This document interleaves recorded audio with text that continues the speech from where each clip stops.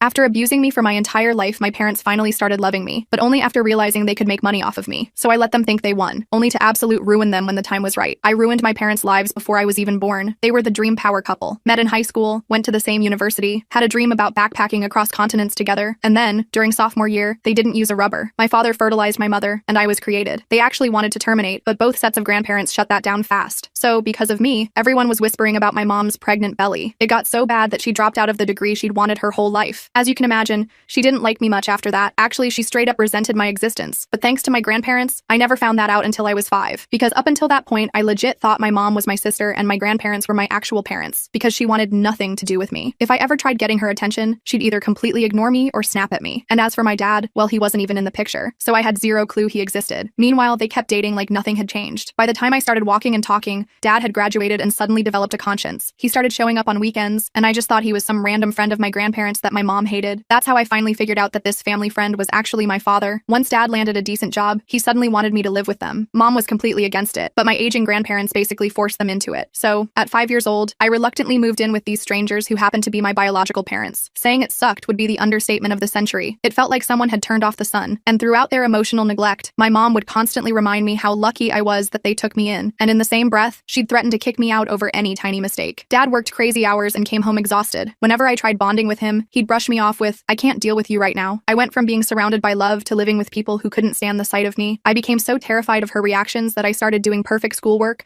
just to finally earn her acceptance. Spoiler alert, I never did. As I got older, I realized my parents' treatment was not normal. I'd watch other parents at school drop-offs, hugging their kids, kissing them goodbye, actually smiling at them. Meanwhile, I felt like I was living with roommates who hated me. At night, I started fantasizing about there being some sort of hospital mix-up, because then I could blame the nurses for my parents' hatred, instead of myself. When visiting my grandparents, I'd straight up ask them if these people were really my parents. They always confirmed that yes, unfortunately, these a-holes were my biological parents, but they just needed time to grow up. Meanwhile, Mom took every opportunity to destroy whatever self-esteem I had. She'd mock my hair, call me fat, make fun of my glasses, and even said if we'd been in high school together, she would have bullied me relentlessly. Who says that to their own kid? But here's where things got real. She made me French toast, and when I reminded her that I had an egg allergy, I expected her to just apologize and throw it out. But instead, she refused to believe it, insisted I was faking for attention, because kids in her day didn't have all these made-up allergies. I ended up in the ER with anaphylaxis. The cops showed up to interview her. Dad completely lost it on her, and she actually cried. But something shifted after that. Mom actually started waking me up for school and helping me get ready. Dad would hang out with me in the evenings and tuck me in at night. I actually started to believe we were becoming a functioning family, but I should have known that people can't change at the snap of a finger. Anyway, when I turned 14, I discovered I had a knack for knitting. It was something my Nana, Mom's mom, taught me. By then, Grandpa had passed away, and Nana would knit these gorgeous pieces to sell at the local craft market for extra cash. With her encouragement, I set up a tiny booth next to hers at the same craft fair. The response blew me away. People actually wanted to buy my creations. Nana even suggested opening a savings account specifically for college funds. But back then, I was just a hopelessly dumb 14-year-old. And guess what the first thing I did was? I told my parents. Their eyes lit up like dollar signs, and what they did next made me wish they used a rubber instead of birthing me too. Dad threatened to burn all my knitting supplies and screamed that he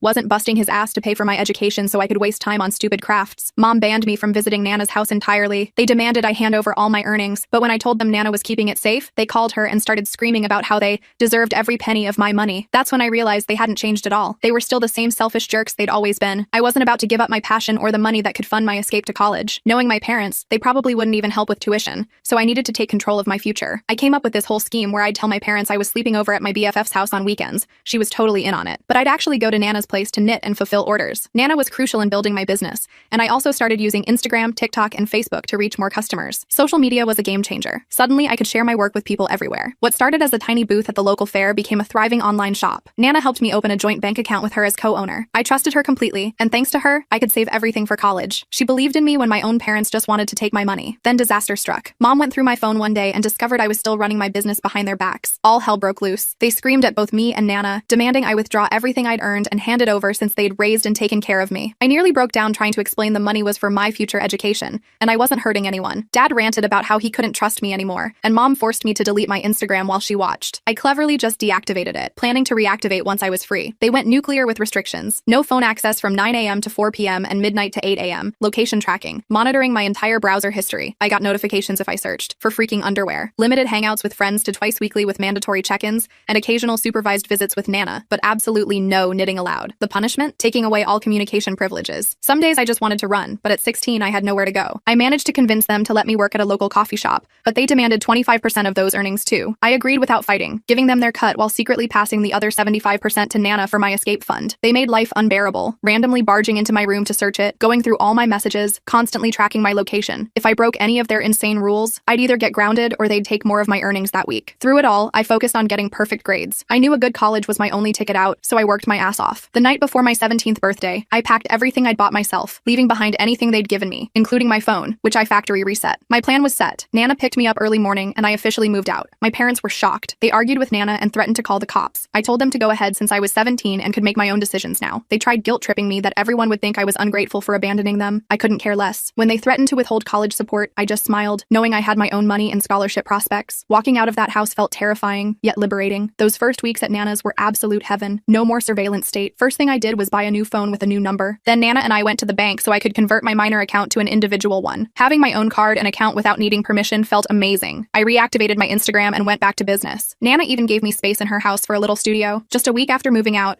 I heard through relatives that my parents threw a party to celebrate their newfound freedom. They invited all their child-free friends and posted tons of pics of themselves drinking and laughing like they'd just been released from prison. Not gonna lie, that stung. My own parents celebrating my absence just a week later was a brutal reminder of how unwanted I'd always been. It felt like some sick cosmic joke. My paternal grandparents, who'd been traveling the country in their RV for years, were horrified when they heard about the celebration and tracked down my new number through my cousin. They immediately called to get the full story. When I told them everything, including how I'd left home, they were absolutely devastated. They asked why I hadn't reached out to them for help, and I explained how my parents had monitored my communication. That's when they dropped the bomb that my parents never wanted me from the beginning, but they thought things had improved over the years. They begged for forgiveness for not being there, and also spoke with Nana about all the fights she'd had with my parents defending me. After that, my paternal grandparents made it their mission to tell everyone in the family what my parents had put me through. Soon, relatives and family friends started calling to offer support. I was shocked by how many people had my back. Some offered financial help, but I declined, instead telling them about my knitting business and how they could help by spreading the word for new clients. Business started picking up, and during this time, I got accepted to my dream college with a full scholarship. My life was finally looking up. The college wasn't far from Nana's place, so I could visit on weekends. My paternal grandparents gifted me their old car. It needed work but was totally usable, making it easier to visit Nana. A friend who worked for the local paper asked to write a story about me. There weren't many teenage entrepreneurs in our area with their own businesses, and she thought my story might inspire other kids in tough situations.